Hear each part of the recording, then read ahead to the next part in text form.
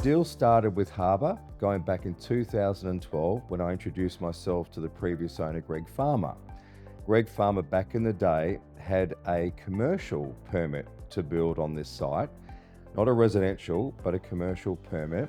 And he was trying to then get an anchor tenant, which he at the time was trying to get Southeast Water before Southeast Water actually then purchased their own site and built on their own site, which is where Southeast Water are today. So when he actually lost the opportunity with Southeast Water, he then tried to get another commercial anchor tenant. That didn't work, and I kept in contact with him, as you do in real estate.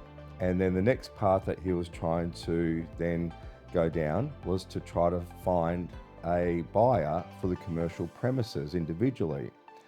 That then didn't work the way that he had planned.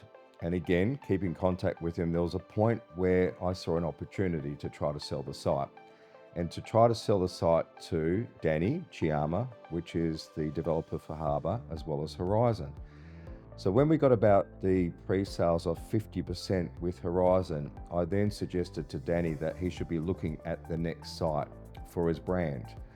And I felt that this was the best one, the next best one for him, because it's obviously close to the water, it's closer than Horizon.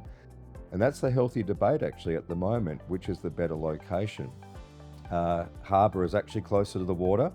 Horizon's quite special in its own way too, because it's near Oliver's Hill, but you don't have to cross over the Nepean Highway for Harbour. So Danny started seriously looking at this site, and then timing with everything in real estate. Greg Farmer was happy to sell. Danny then decided to buy the site, and the rest is history.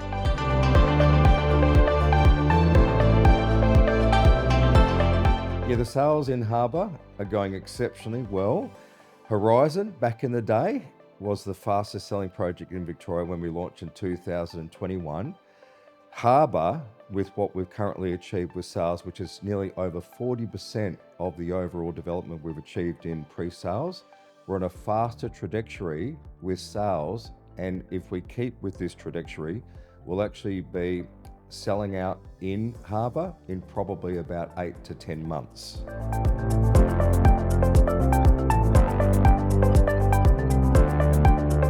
The people that are buying into Harbour are quite similar to the demographics of who bought into Horizon. Interestingly enough, 95% of the buyers are owner-occupiers, which is a very high mix actually. In most developments you find that they could be 60 to 70% owner-occupiers, but we've got around 95%. Most of the buyers are coming from within 8 kilometres from the site location.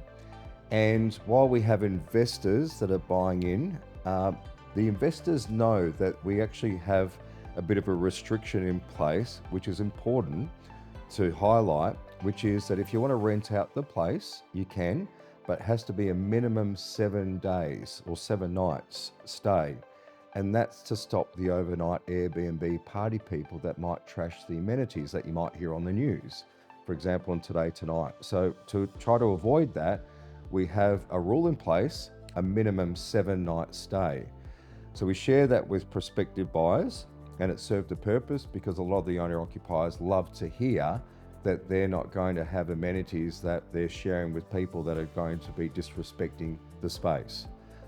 Also, a lot of the buyers that are coming in are generally between 50 and 70, but to be fair, we've got a lot of first home buyers that are buying in as well, because the beauty of the first home buyers, they can buy a 1-bedroom product and still have full use of the amenities, as do the people that buy, for example, a $3.7 million penthouse. So we're finding actually that it's a really good mix.